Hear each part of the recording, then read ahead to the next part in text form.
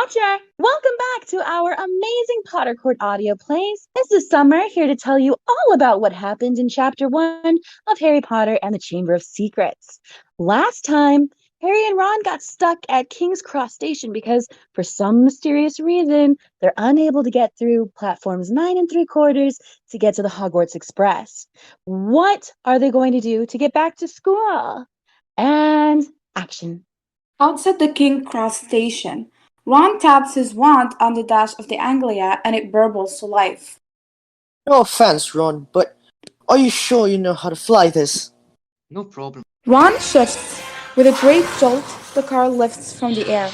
There, see, now I reckon all we have to do is find the Hogwarts Express and follow it. Simple.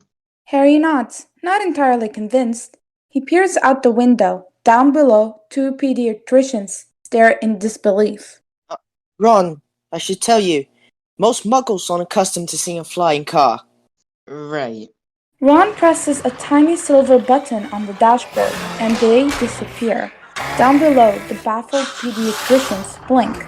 Floating through the cloud, Harry and Ron find themselves in the beautiful view of Scotland's Green.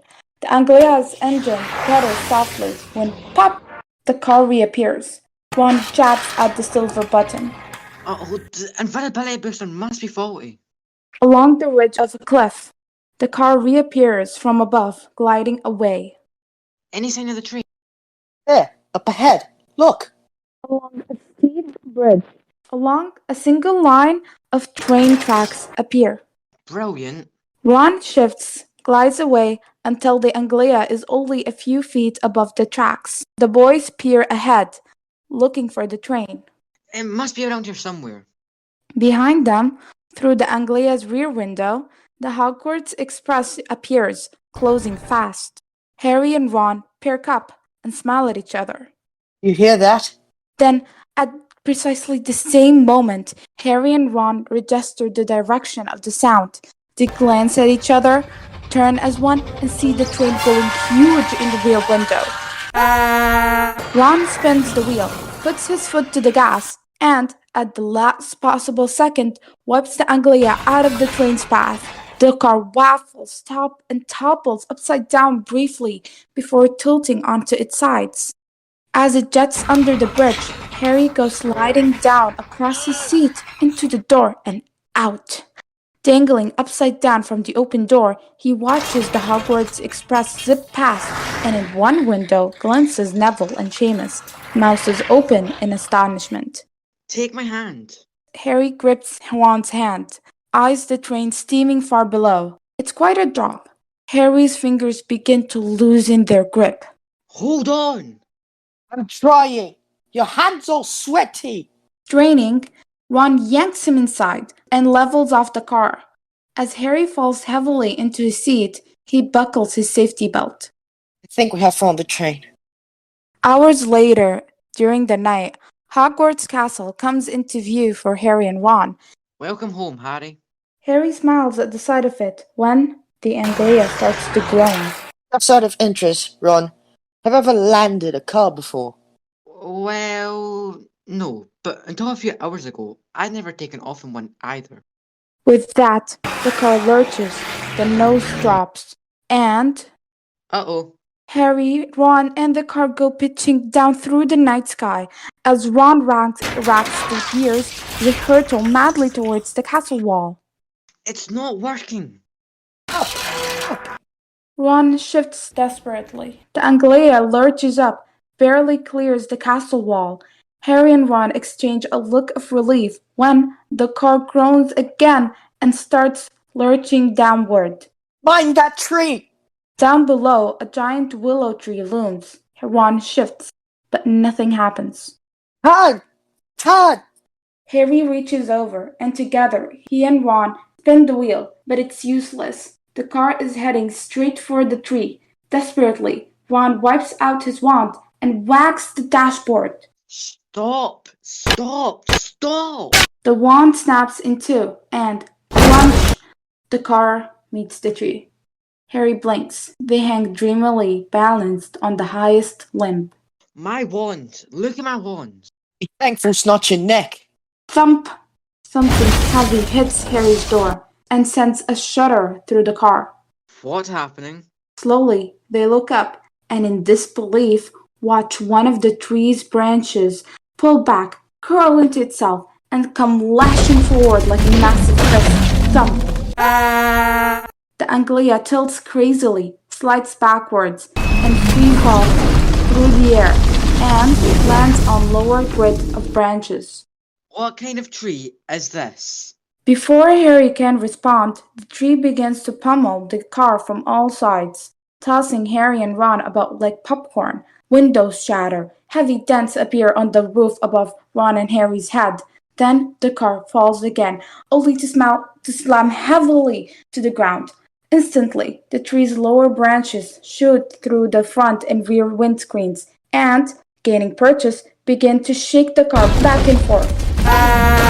The tree pitches the car into the air as the Anglia slams down again, bobbling on its squealing shocks. The engine burbles back to life. Harry looks up, peering through the shattered windscreen. The willow's branches as one rear back, ready for one last punishing blow. Harry flies out. Reverse! Reverse! Ron shifts. The car shoots backwards, and the willow pummels the tread-marked ground they just vacated. Safely clear, the doors fly open, the seats tilt sideways, and Ron and Harry are ejected. As they hit the ground, their trunks fly from the boot. Hedwig's cage rockets out the black back window, and Hedwig herself flies into the night. Tail lights blazing angrily, the battered car speeds off and goes into the dark forest.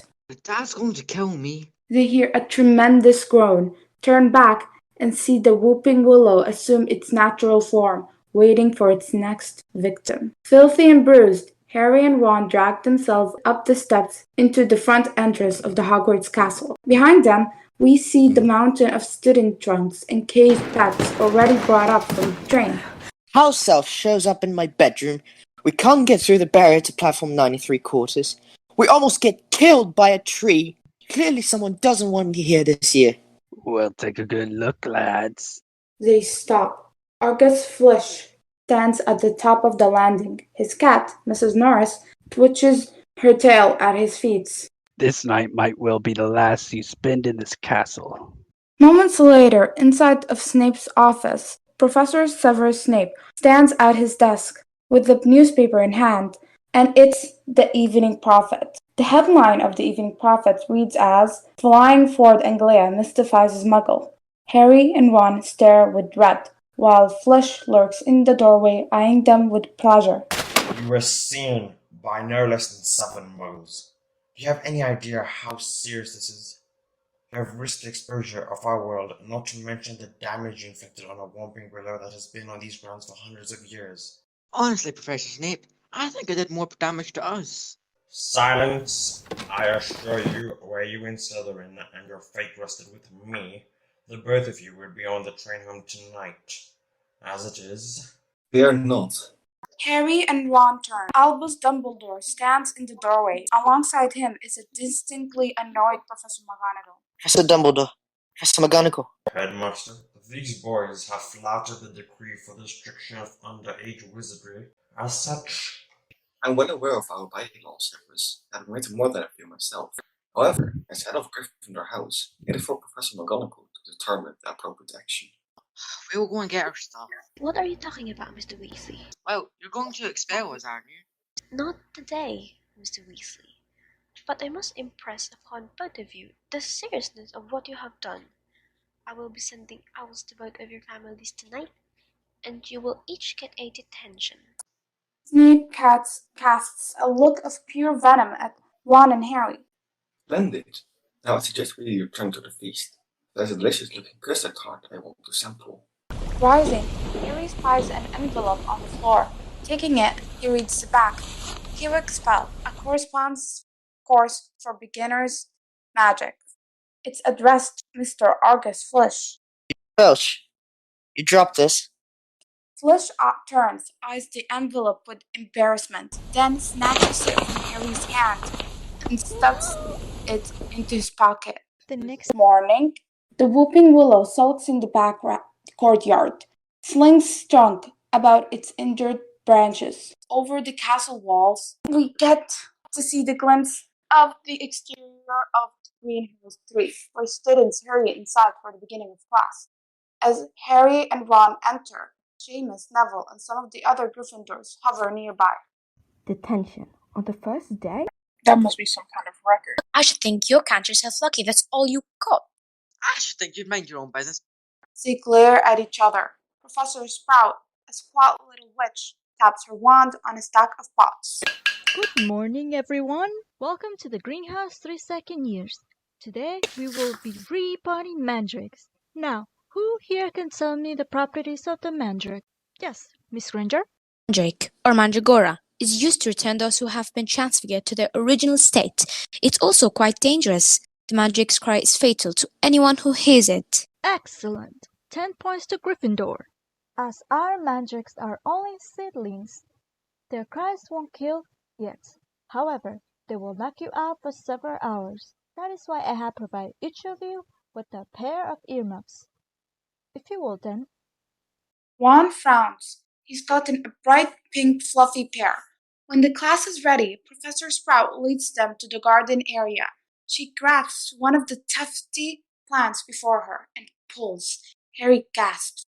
Instead of roots, a small, muddy, extremely ugly baby pops out of the earth, leaves growing out of its head. Neville's eyes roll back and he faints. Professor Sprout plunges the battling creature deep into a pot, removes her earmuffs, and the others follow suit. Everyone save Neville, who lies stretched on the ground.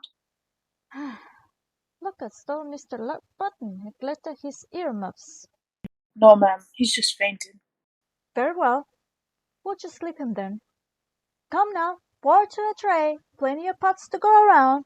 Inside the great hall, during lunchtime, Percy enters in the company of Penelope Clearwater, just as nearly headless Nick glides by. Just nearly headless Nick. Hello, Sir Nicholas. Hello, Percy, Miss Clearwater. At the Gryffindor table, Hermione has her nose buried in Gilderoy Lockhart's travels with the trolls.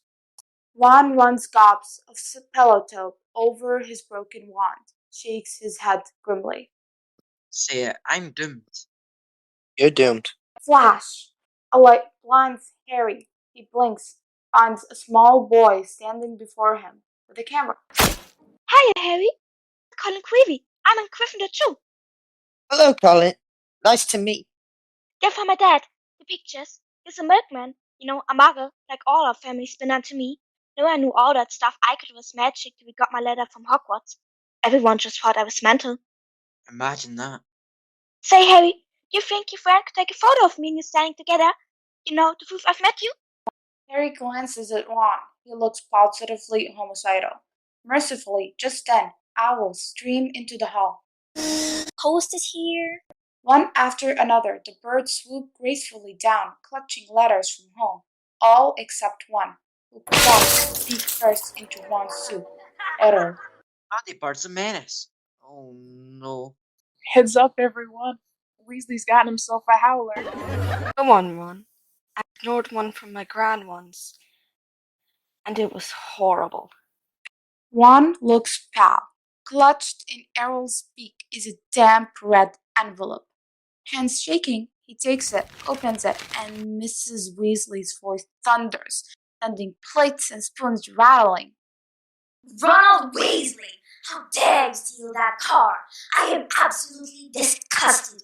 Your father's now facing an inquiry at work, and it's entirely your fault. If you put another toe out of line, we'll bring you straight home. Oh, and Ginny dear, congratulations on making Gryffindor. Your father and I were so proud of you. Ginny, sitting a bit apart from the others, looks up shyly, then returns to the small black book she's scribbling in. Ron watches the envelope rip itself to pieces, then endures howls of laughter from the other house tables. Colin Creevy snaps a few photos. Harry looks sympathetically at Ron. Look at it this way. How much worse can things get? Later the day, inside of Gilderoy Lockhart's classroom, Gilderoy Lockhart passes before the class. Hermione and the girls hang on his every word. while Harry and Ron eyed the large covered cage rattling mysteriously on his desk. Let me introduce you to your new Defense Against the Dark Arts teacher. Me, Gilderoy Lockhart, Order of Merlin 3rd Class, honorary member of the Dark Horse Defense League, and 5 times winner of Witch Weekly's Most Charming Smile Award. But I don't talk about that. I didn't get rid of the abandoned banshee by smiling at her. Lockhart awaits laughter. A few students smile weakly. I see you've all bought a complete set of my books. Well done. I thought we'd start today with a little quiz. Nothing to worry about. Just check how well you've read them and how much you've taken in. Lockhart begins to circulate papers. Harry and Ron examine the questions. Ron whispers to Harry, Look at these questions. They're all about him. What is Gilderoy Lockhart's favorite color? What is Gilderoy Lockhart's greatest achievement to date? When is Gilderoy Lockhart's birthday, and what would his ideal gift be? You have 30 minutes. Start now. Quills begin to dart across the pages, and moments later, Lockhart riffled through the completed exams he just collected. Tut tut. Hardly any of you remember my favorite colors. The color is lilac. But Miss Hermione Granger knew that my secret ambition is to rid the world of evil and market my own range of haircare potions. Good girl. Hermione beams, and Lockhart's expression suddenly darkens. Now, be warned. It is my job to arm you against the foulest creatures known to wizard kind. You may find yourself facing your own worst fears in this room. Know only that no harm can befall you whilst I am here. With a showman's flair, Lockhart turns slowly to the cage. I must ask you not to breathe. It might provoke them. A pale Neville draws back. Harry and Ron lean forward.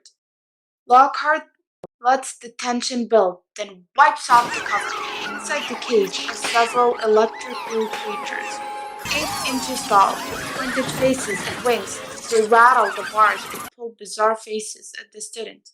Cornish pixies? Freshly caught Cornish pixies. Unable to control himself, Seamus snorts with laughter. Laugh if you will, Mr. Finnegan, but pixies can be devilishly tricky little blighters. Let's see what you make of them now. Lockhart flings open the cage. Instantly, the pixies rocket about, spraying the students with ink bottles, breaking beakers, and shredding books. 2 seize Neville by the ears and lift him into the air and begin to circle the ceiling. Come on now, round up, they're only pixies. Pesky pisky, pestinelli. The spell has absolutely no effect. A particularly obnoxious pixie makes a face, seizes Lockhart's wand, and tosses it out of the window. Lockhart joins the stampede to the door. 2, 3 to just nip the rest of them back into their cage. With that, he slams the door, and he's gone. Harry and Ron and Hermione stand blinking. Ron swats a pixie, gnawing his ear. What do we do now? Immobilis. Pixies freeze in midair, and Neville falls and plops onto Lockhart's desk. Shaken but unhurt, he looks at Hermione. Why is it always me? Later, fresh from the pixies, Harry, Ron, and Hermione and Neville walk along this corridor on the 7th floor, their hair askew and robes shredded. You won't believe him. No, Professor Lockhart just wanted to give us some hands-on experience. Hands-on? Hermione, he didn't have a clue what he was doing. Rubbish. Read his books. You'll see all the amazing things he's done. Or he says he's done. Next day, the Gryffindor Quidditch team, Harry, Fred, George, Alicia Spence, Katie Bell, and Angelina Johnson, trail Oliver Wood through the courtyard towards the distant Quidditch pitch. Several students are outside, studying. Spent the whole summer devising a new Quidditch program. We're going to train earlier, harder, and longer. What the? I don't believe it. Crossing the courtyard from the other side were 7 boys in green robes, also carrying broomsticks. At their lead is Marcus Flint, trollish Slytherin captain. Ron, sitting at a table with Hermione, looks up. Uh-oh. I smell trouble. Clear out, Flint. I booked the pitch for Gryffindor today. Easy, Wood. I got a note. As Wood snatches the parchment from Flint's hand, Ron and Hermione come up to join the others. I, Professor Severus Snape, do hereby give the Slytherin team permission to practice today, owing to the need to train the new Seeker. We've got a new Seeker. Who? Pasty-faced boy pushes to the front, and it's Malfoy. Draco? That's right. And that's not all that's new this year. As one, the seventh Slytherin holds up 7 brand new gleaming broomsticks. The Gryffindors look stunned. Father numbers 2001s. Glorious gift from Draco's father. That's right, Weasley. You see, unlike some, my father can afford to buy the best. At least no one on the Gryffindor team had to buy their way in. They got in on pure talent. No one asked your opinion, you filthy little mudblood. Everyone acts as if Malfoy had said something horrific. Everyone save Harry, who looks puzzled. Instantly, Fred and George fly for Draco's throat. Oliver Wood holds them back. Save it for the match. You'll pay for that one, Malfoy. Eat slugs. Ron points his cracked wand at Malfoy. A bolt of green light scissors out the wrong end, hitting Ron and himself in the stomach. As he drops to the ground, Hermione runs to him. Say something! Ron opens his mouth and Hermione draws back and watches a trio of slugs dribble out of his mouth. The Slytherins crow with laughter. Angrily, Ron rises, only to vomit again. Fascinated. Colin Creevy runs with his camera. Wow! You hold him still, Harry? Get out of the way, Colin! Let's take him to Hagrid. I don't know what to do. Later, inside of Hagrid's hut, Hagrid rummages about, looking for something. Oh, just the thing. Somewhere over there, on the chair over there. As Ron sits, Hagrid pitches a bucket between his knees. Harry and Hermione glance up questioningly. Hagrid shrugged. Better out it in. Who's he trying to curse anyway? Malfoy. He called Hermione... Well, I don't know exactly what he means. Called me a mudblood. He did it. looks confused. Hermione glances at him, then away, obviously pained by this. It means dirty blood. Mudblood's a really foul name for someone who was a muggle born. Someone with no magic parents. Someone like me. It's not a term one usually hears in civilized conversation. You see, Harry, there are some wizards like Malfoy's family who think they're better than everyone else because they what they're called pure blood. That's horrible. Oh, it's disgusting. And it's called swabble to boot. Dirty blood. There's hardly a wizard today that's not half blood or less. If we hadn't married muggles, we would have died off long ago. Besides, they haven't invented a spell Hermione can't do. Don't you think on it out for a moment, Hermione. Hours later in the evening, inside of Gilderoy Lockhart's office, the walls of Lockhart's office lined up with framed photographs of himself. Harry and Lockhart work by candlelight at an ornate desk. Bleary-eyed, Harry addresses envelopes while a cheery Lockhart puts his signature to the stack of glossy photos bearing his image. Harry. Can you possibly imagine a better way to serve the tension than by helping me answer my fan mail? Harry forces a smile. Fame's a fickle friend, Harry. Celebrity is as celebrity does. Remember that.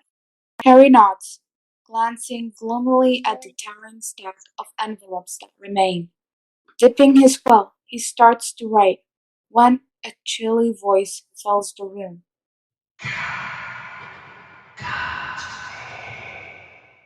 What?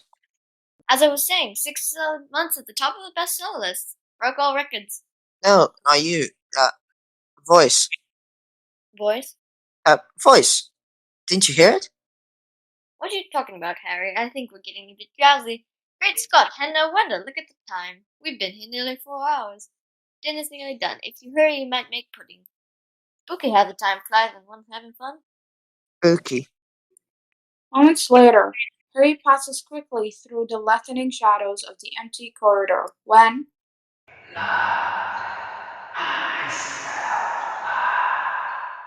Harry stops cold, looking around for the source of the voice.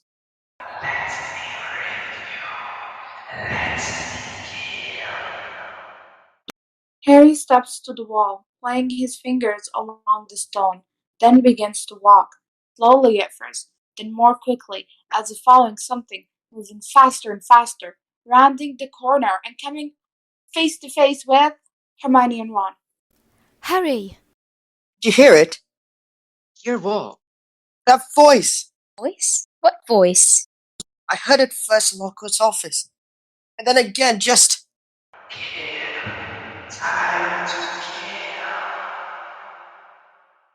As Harry stiffens, Hermione and Ron study him curiously. It's moving, and I think it's going to kill! Harry runs off. Hermione and Ron exchange a look and then follow. Moments later, Harry dashes madly, taking the steps 3 at a time, making the landing, and rushes through the archway and flights to stop, listening, but nothing happens. Slowly, he peers down.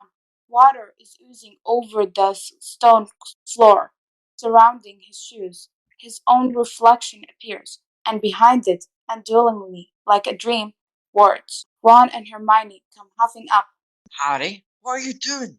He points. Shimmering on the wall are the words he saw reflected in water. The Chamber of Secrets has been opened. Enemies of the air, beware. The Chamber of Secrets has been opened. What's that hanging underneath? That's Filch's cat, Mrs. Norris. The cat hangs stiffly by her tail from a torch bracket, eyes open and blank. Harry's eyes shift to the adjacent window. Near the topmost pan, spiders scuttle up a silvery street, fighting to get through a crack in the glass. Look at that! Have you ever seen spiders act like that? Ron? I don't like spiders. Suddenly, the stairwell is alive with voices, and seconds later, dozens of students stream forth, chattering. When they stop, seeing the wall and standing before it, Harry, Ron, and Hermione. A thudding silence falls. Then, Draco pushes forward, eyes the wall, and grins nastily. Enemies of the hair, beware. You'll be next, mudbloods. Draco's eyes find Hermione just as Flush appears. What's going on here? Go on now. Make way. Mrs. Norris. You murdered my cat. I'll kill you. Ow. Argus? Dumbledore marches forward, trailed by a phalanx of teachers. Seeing the wall, his face darkens. Everyone will proceed to the dormitories immediately. Everyone except you three. As the corridor empties, Dumbledore steps to the wall and, with extreme gentleness, removes Mrs. Norris. It was definitely a curse that killed her, probably the transmography and torture. I encountered it once myself, Ogredogu. The whole story's in my autobiography. She's not dead, Argus. She's been petrified. Precisely. So unlucky I wasn't there. I know the very counter curse that would have spared her. But how she has been petrified, I cannot say. Ask him. It's him that's done it. You saw what he wrote on the wall. Besides, he knows I'm Squib. It's not true, sir. I swear. I never touched Mrs. Norris. I don't even know what a squib is. Rubbish! You saw my quick spell letter. If I might, Headmaster. The others turn, watch Snape separate from the shadows. Perhaps Potter and his friends were simply in the wrong place at the wrong time. Harry and the others blink. Could Snape be defending them? However, the circumstances are suspicious. I, for one, don't recall seeing Potter at dinner. I'm afraid that was my doing, Severus. You see, Harry was helping me onto my fan mail. As Snape's lip curls in disgust, Hermione leaps in. That's why Ron and I went looking for him, Professor. We just found him when Harry said... Yes, Miss Granger? When I said I wasn't hungry, you were heading back to the common room and found Mrs. Norris. Snape eyes Harry coldly, knowing he is lying. Harry looks away and finds Dumbledore studying him as well. Innocent until proven guilty. My cat has been petrified. I want to see some punishment. We will be able to cure her, Argus. As I understand it, Manosprout has a very healthy growth of mandrakes. When they have matured, a potion will be made which will revive Miss Norris. In the meantime, I advise caution to all. A bit later, Harry, Ron, and Hermione walked down the corridor. See, Harry, I hope someone is born into a wooden family who hasn't got any powers of their own. It's my fault you're trying to learn magic from a quick spell course. It's also why I hate students too much. He's better. Hermione, who's only been half listening, as if trying to unravel something in her mind, speaks then. Harry, this voice. You said you heard it first in Lockhart's office. Yes, And did he hear it? he said he didn't. Maybe he was lying. I hardly think someone with Gilderoy Lockhart's credentials would lie to one of his students, Ronald. Besides, if you recall, we didn't hear anything either. You do believe me, don't you? Of course we do. It's a bit weird, isn't it? You hear this voice and then Mrs. Norris turns up petrified. I'll explain it. It was scary. Do you think I should have told them? Dumbledore and the others, I mean. Are you mad? No, Harry. Even in the wizarding world, hearing voices isn't a good sign. The next morning, Professor McGonagall stands before the class. Resting on the desk in front of each student is a different animal. Today we will be turning animals into water goblets. She taps the bird in front of her 3 times with the tip of her wand. It transfigures into a beautiful crystal water goblet. Now, who would like to go first? Ah, Mr. Weasley. Ron nods. He taps his rat scabbard. It turns into a goblet with a tail. You must replace that wand, Mr. Weasley. Ron nods sheepishly, looks at his broken wand. McGonagall sees Hermione's raised hand and her untouched animal. Yes, Miss Granger? Professor, I was wondering if you could tell us about the Chamber of Secrets. A hush falls over the class. My subject is transfiguration, Miss Granger. Yes, Professor, but there seems to be very little written about the Chamber of Secrets. For those of us with a personal interest in the subject, that is disturbing. Malfoy regards Hermione with chilly amusement. McGonagall considers Hermione's question for a long moment, then nods. Very well. You all know, of course, that Hogwarts was founded over 1,000 years ago by the 4 greatest witches and wizards of the age: Godric Gryffindor, Helga Hufflepuff, Rowena Ravenclaw, and Salazar Slytherin.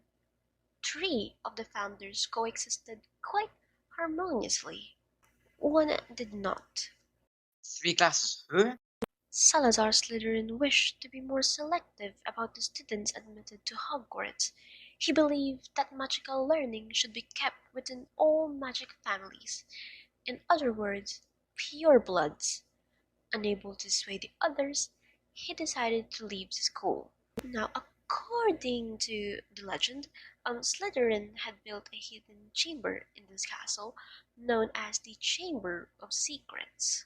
Shortly before departing, he sealed it, until that time when his own true heir returned to the school.